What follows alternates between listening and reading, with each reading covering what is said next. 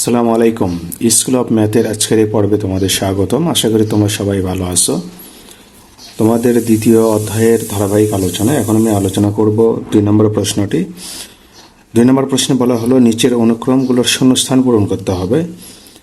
তো আমরা এখানে যে অনুক্রমগুলো দেখতে পাই, তো এগুলো আসলে কি অনুক্রম এটা আগে আমাদের জানতে হবে।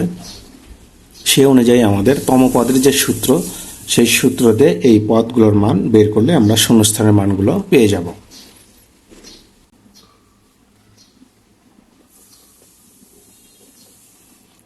তাহলে 2,9, 16,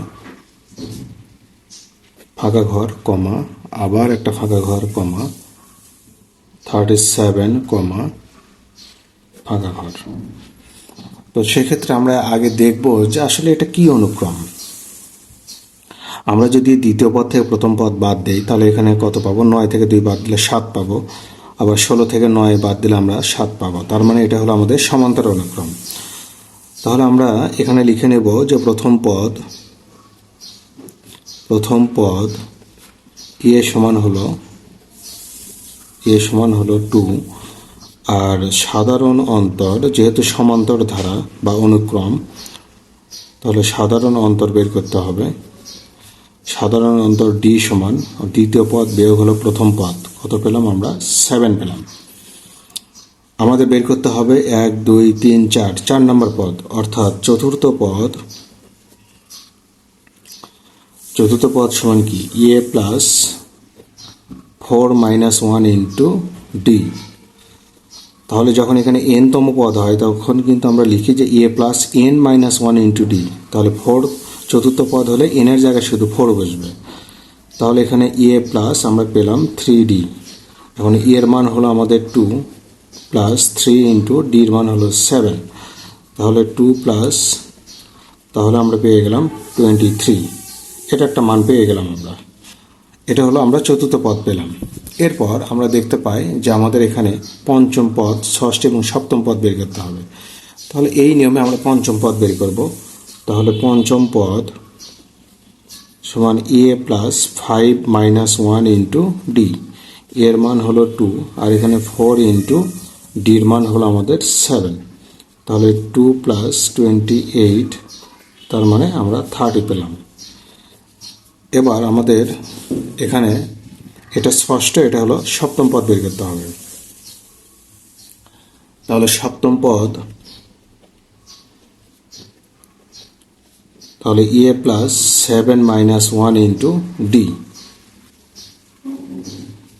তাহলে এর মান হলো 2, আর এখানে 6 ইন্টু ডির মান হলো 7।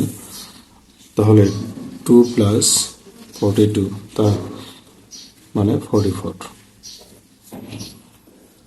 তাহলে আমরা শূন্যস্থানের আমরা যে মানগুলো পেলাম, আমরা চতুর্থ পদ পেলাম 23, আর পঞ্চম পদ পেলাম হলো 30, ষষ্ঠ সপ্তম পদ পেলাম আমরা 44।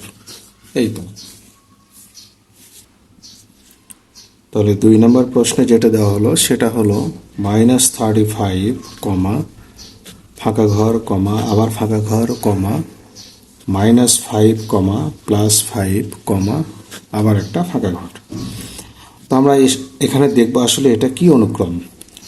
আমরা যদি 5 থেকে 5 বাদ দেই তাহলে কিন্তু 10 পাই। তো সেক্ষেত্রে এটা আমরা একটা সমান্তরাল অনুক্রম হিসেবে নিতে পারি। তাহলে প্রথম পদ এর সমান হলো -35। আমরা এই দুইটা নিয়ে কাজ করলাম এই কারণে, তোমরা যেখানেই দুইটা পদ পাশাপাশি পাবে সেই দুইটা পদের তোমরা বিয়োগফল অথবা ভাগফল বের করে নেবে। আমাদের এখানে শুরুতেই ওই রকম দুইটা পদ ছিল না, প্রথম পদ ছিল কিন্তু দ্বিতীয় পদ ছিল না। এই কারণে আমরা এই দুইটা নিয়ে কাজ করলাম, করে আমরা সাধারণ অন্তর ডিটা বের করে নেব। সাধারণ অন্তর ডি সমান, তাহলে আমরা কি করব? 5 থেকে এই 5 বাদ দেব, দিলে আমরা কত পাবো? 5 + 5, তার মানে আমরা 10 পাবো। এখন আমরা কি করব? আমরা দ্বিতীয় পদ বের করব। তাহলে দ্বিতীয় পদ এ প্লাস 2 - 1 ইন্টু ডি। তাহলে এর মান হলো আমাদের -35, আর এখানে +1 ইন্টু ডির মান হলো আমাদের কত? 10। তাহলে -35 প্লাস হলো 10, তার মানে আমরা পেলাম -25। আমরা এখানে প্রথম পদ হলো -35, তাহলে দ্বিতীয় পদ আমরা পেলাম -25। এই যে দেখো আমাদের এই মানগুলো ছোট থেকে আস্তে আস্তে বড় দিকে যাচ্ছে, কিন্তু তার মানে -35 এবার -25, তাহলে সাধারণ অন্তর বা বিয়োগফল কিন্তু 10ই ঠিক থাকলো। এভাবে এখানে যদি -5 হয় তাহলে এটা হলো +5। তো আমরা এখান থেকে নিশ্চিত হলাম যে আসলে সাধারণ অন্তর এখানে ডি এর মান 10ই হবে, কারণ এখানে মান বাড়তেছে 10 করে। এরপর আমরা তৃতীয় পদে যাব। তৃতীয় পদ, তাহলে এবার আমরা এই তৃতীয় পদের মান বের করব। তাহলে তৃতীয় পদ a প্লাস 3 - 1 ইন্টু ডি, এর মান হলো -35, আর এখানে 2 ইন্টু ডির মান হলো আমাদের 10, তাহলে -35 প্লাস হলো 20, তাহলে আমরা পেলাম -15। এই তো আমাদের এভাবে মান কিন্তু আস্তে আস্তে বাড়তেছে। এবার আমাদের তৃতীয়, চতুর্থ, পঞ্চম, ষষ্ঠ পদ বের করবো আমরা। ষষ্ঠ পদ a প্লাস 6 - 1 ইন্টু ডি, তাহলে এর মান হলো -35 প্লাস 5 ইন্টু ডির মান হলো এখানে 10, তাহলে -35 আর এখানে 50, তাহলে আমরা এখানে পাবো কত? 5 প্লাস 15 পাবো। তার মানে আমরা এখানে ষষ্ঠ পদের মানটাও পেয়ে গেলাম।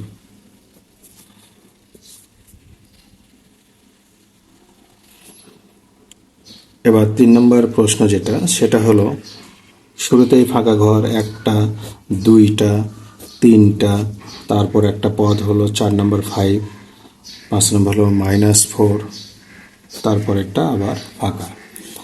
তো আমরা যদি এখানে খেয়াল করি, তাহলে আমরা যদি এই দ্বিতীয় পদ থেকে যদি মানে এটা হলো কত আমাদের 1 2 3 4, পঞ্চম পদ থেকে যদি চতুর্থ পদ আমরা বাদ দেই, তাহলে আমরা পেয়ে যাই সাধারণ অন্তর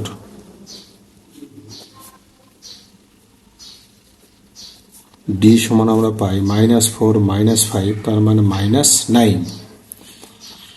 এখন আমরা এখানে কি করব, যে এই চতুর্থ অথবা পঞ্চম যে কোনো একটা নিয়ে কাজ করব, কারণ আমাদের প্রথম পদ কিন্তু জানা নেই, প্রথম পদের মানটা কিন্তু বের করে নিতে হবে।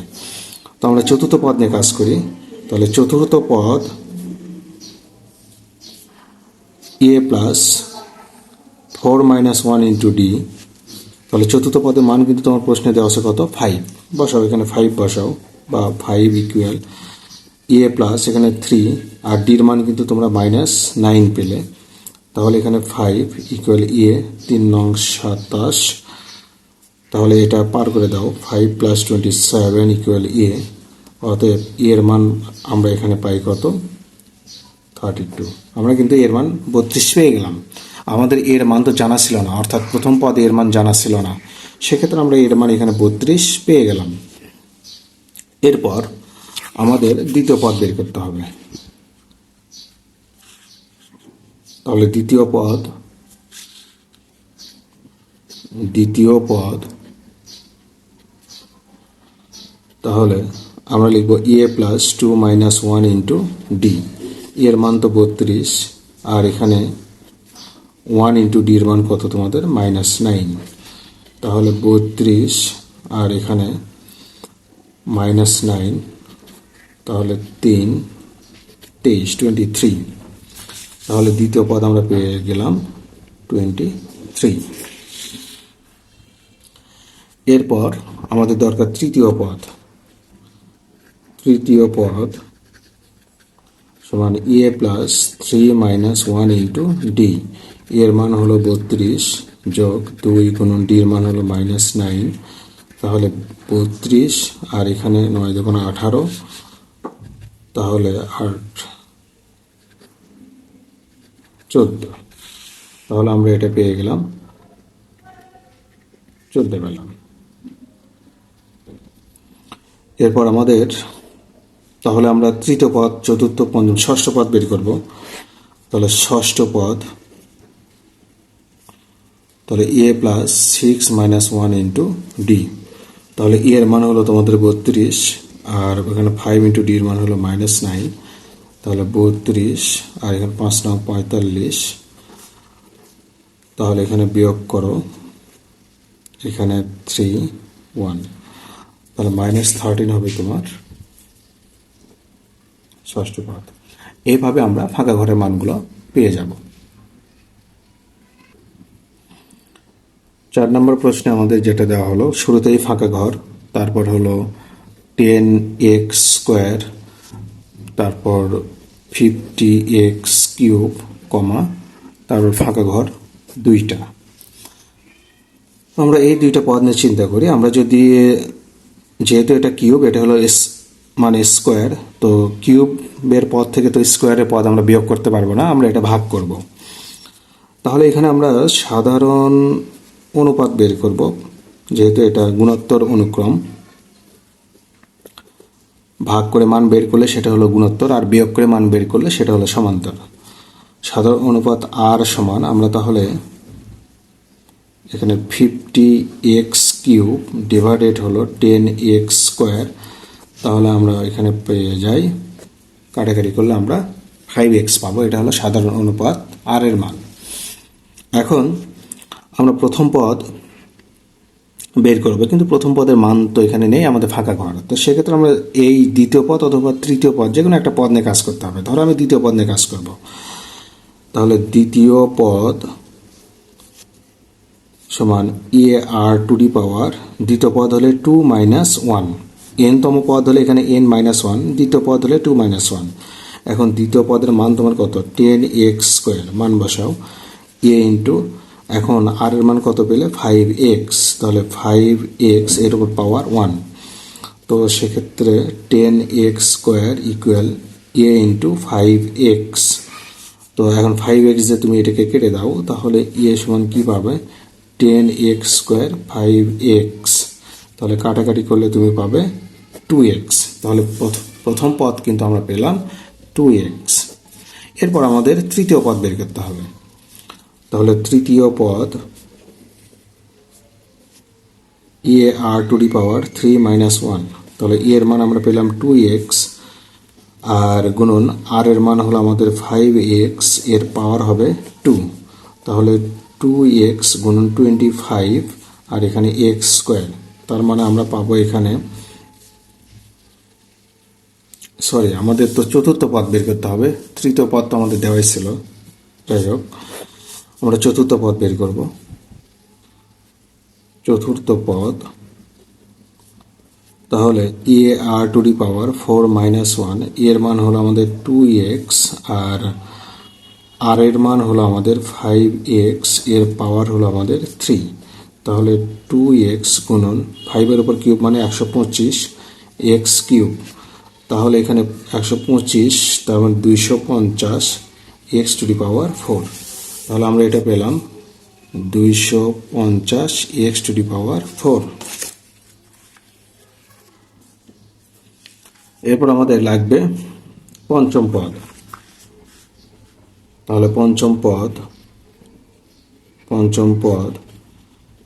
ar⁵ -1, এর মান হলো আমাদের 2x গুণন আর এর মান হলো 5x, এর পাওয়ার হলো 4, তাহলে 2x গুণন 5 এর উপর পাওয়ার 4 মানে আমাদের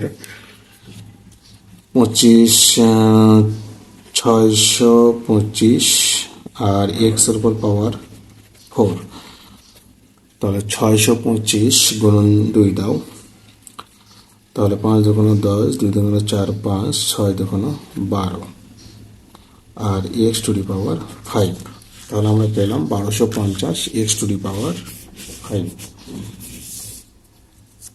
তাহলে 1250 x⁵।